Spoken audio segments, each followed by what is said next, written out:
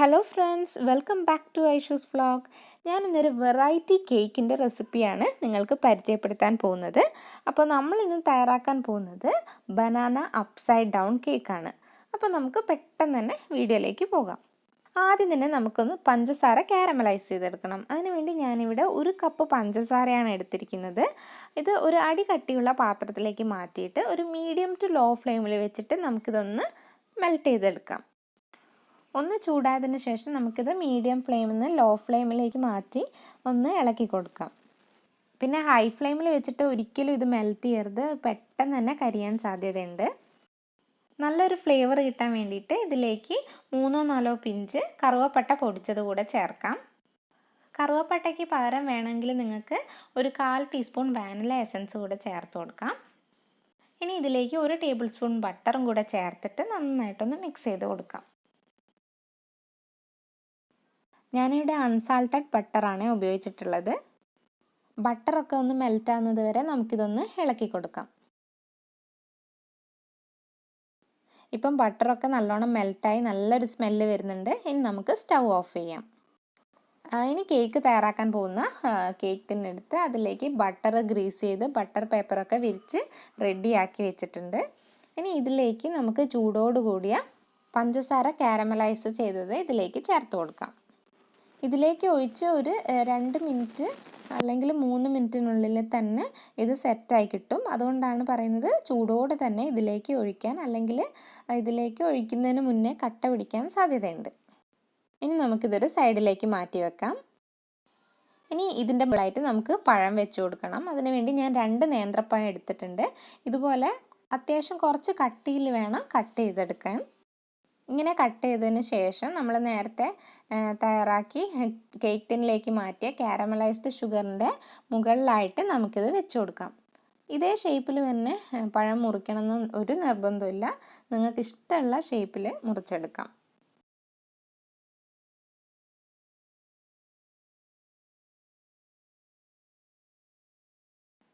ഇനി ഇതിൻ്റെ മുകളിൽ ഒഴിക്കാനുള്ള ബാറ്റർ തയ്യാറാക്കിയെടുക്കാം. അതിനുവേണ്ടി ഞാനൊരു ബൗൾ എടുത്തിട്ടുണ്ട്. ഇതിലേക്ക് 2 മുട്ട പൊട്ടിച്ചൊഴിക്കുക. അടുത്തതായി ഇതിലേക്ക് 1/2 കപ്പ് പഞ്ചസാരയും 1 ടീസ്പൂൺ വാനില എസൻസും കൂടെ ചേർത്തിട്ട് നന്നായിട്ടൊന്ന് മിക്സ് ചെയ്തെടുക്കാം. മിക്സിയുടെ ജാറിലിട്ട് മിക്സ് ചെയ്യുകയാണെങ്കിൽ പെട്ടെന്ന് തന്നെ റെഡിയായി കിട്ടും.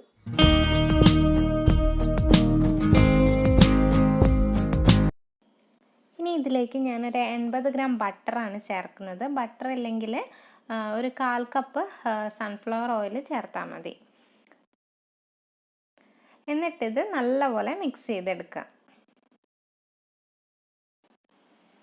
അടുത്തതായി ഒരു നേന്ത്രപ്പഴം ഗ്രേറ്റ് ചെയ്ത് ഈ ബാറ്ററിലേക്ക് ചേർത്ത് കൊടുക്കാം. നേന്ത്രപ്പഴം ചേർത്തതിന് ശേഷം ഇത് നന്നായിട്ടൊന്ന് മിക്സ് ചെയ്തെടുക്കുക. ഇനി വേറെ ഒരു ബൗളിലേക്ക് 1 കപ്പ് മൈദയും 1 ടീസ്പൂൺ ബേക്കിംഗ് പൗഡറും 1/2 ടീസ്പൂൺ ബേക്കിംഗ് സോഡയും കൂടെ ചേർത്തിട്ട് നന്നായിട്ടൊന്ന് അരിച്ചെടുക്കുക. അരിച്ചെടുത്തതിന് ശേഷം ഈ ഡ്രൈ ഇൻഗ്രീഡിയൻസ് ഒക്കെ നമ്മൾ നേരത്തെ തയ്യാറാക്കി വെച്ച മിക്സിലേക്ക് ചേർത്ത് കൊടുക്കാം. എന്നിട്ട് ഇത് നന്നായിട്ട് മിക്സ് ചെയ്തെടുക്കാം.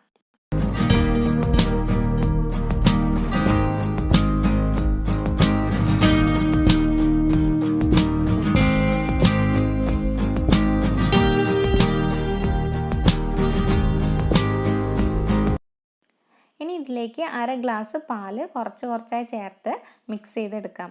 റൂം ടെമ്പറേച്ചറുള്ള പാലാണ് എടുക്കേണ്ടത്. നല്ലോണം മിക്സ് ചെയ്തതിന് ശേഷം ഈ ബാറ്റർ നമ്മൾ നേരത്തെ കേക്ക് ടിന്നിൽ വെച്ച പഴത്തിൻ്റെ മുകളിലായിട്ട് ഒഴിച്ചു കൊടുക്കുക.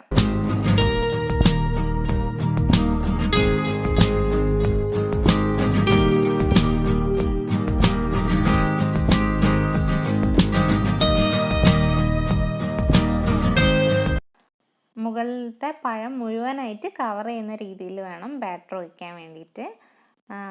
എന്നിട്ട് ഇതുപോലെ ഒരു സ്പാച്ചുല വെച്ചിട്ട് സൈഡൊക്കെ റെഡിയാക്കി കൊടുക്കുക. ഇനി ഇത് ടാപ്പ് ചെയ്തതിന് ശേഷം നമുക്ക് ഓവണിൽ വെച്ചിട്ട് ബേക്ക് ചെയ്തെടുക്കാം. ഞാൻ 17 ഡിഗ്രി സെൽഷ്യസിൽ 30 മിനിറ്റ്സ് വെച്ചാണ് ബേക്ക് ചെയ്യുന്നത്. ഓവൺ ഇല്ലാതെ എങ്ങനെയാണ് ബേക്ക് ചെയ്യുന്നതെന്ന് ഞാൻ എൻ്റെ മുന്നത്തെ വീഡിയോയിൽ കാണിച്ചിട്ടുണ്ട്, പ്ലം കേക്കിൻ്റെ വീഡിയോയിൽ. അപ്പോൾ അത് കാണാത്തവർ ആ വീഡിയോ പോയി കാണുക. അപ്പം നമ്മുടെ കേക്ക് ഇവിടെ ബേക്കായി വന്നിട്ടുണ്ട്. ഇത് അധികം ചൂടാറാതെ തന്നെ പെട്ടെന്ന് നമുക്കൊരു പ്ലേറ്റിലേക്ക് മാറ്റാം. അല്ലെങ്കിൽ ഈ ടിന്നിൽ നിന്ന് വിട്ട് വരാൻ കുറച്ച് ബുദ്ധിമുട്ടായിരിക്കും. അതുകൊണ്ട് പെട്ടെന്ന് തന്നെ ഒരു പ്ലേറ്റിലേക്ക് മാറ്റാം. പ്ലേറ്റിലേക്ക് മാറ്റുമ്പോൾ ഇത് വിട്ട് കിട്ടാൻ കുറച്ച് പ്രയാസമായിരിക്കും. അതുകൊണ്ട് എന്തെങ്കിലും നൈഫോ എന്തെങ്കിലും വെച്ച് ഒന്ന് ടാപ്പ് ചെയ്ത് കൊടുക്കണം.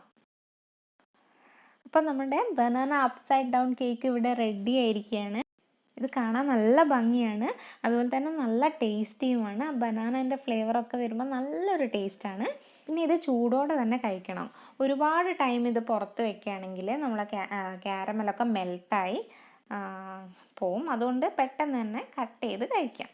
അപ്പോൾ നിങ്ങളെല്ലാവരും ഈ കേക്ക് ഇന്ന് തന്നെ ട്രൈ ചെയ്ത് നോക്കുക. ട്രൈ ചെയ്തിട്ട് നിങ്ങളുടെ ഫീഡ്ബാക്ക് കമൻറ്റ് സെക്ഷനിൽ ഷെയർ ചെയ്യാൻ മറക്കരുത്. കണ്ടോ, നല്ല സോഫ്റ്റ് കേക്കാണ്, നല്ല ടേസ്റ്റാണ്. ആ ക്യാരമലൊക്കെ വന്നതുകൊണ്ട് ഒരു പ്രത്യേക ടേസ്റ്റാണ്. അപ്പോൾ നിങ്ങൾ ട്രൈ ചെയ്ത് നോക്കുക. അടുത്ത വീഡിയോയിൽ പുതിയൊരു റെസിപ്പി ആയിട്ട് കാണാം. ബൈ. നിങ്ങൾക്കെല്ലാവർക്കും എൻ്റെ വീഡിയോസ് ഇഷ്ടമായാൽ സബ്സ്ക്രൈബ് ചെയ്യുക. സബ്സ്ക്രൈബ് ചെയ്തതിന് ശേഷം അതിൻ്റെ തൊട്ടടുത്തുള്ള ബെൽ ഐക്കൺ പ്രസ് ചെയ്യുക. ബെൽ ഐക്കൺ പ്രസ് ചെയ്താൽ ഞാൻ വീഡിയോസ് അപ്ലോഡ് ചെയ്യുന്ന സമയത്ത് നിങ്ങൾക്കതിൻ്റെ നോട്ടിഫിക്കേഷൻ ലഭിക്കുന്നതാണ്. Thank you.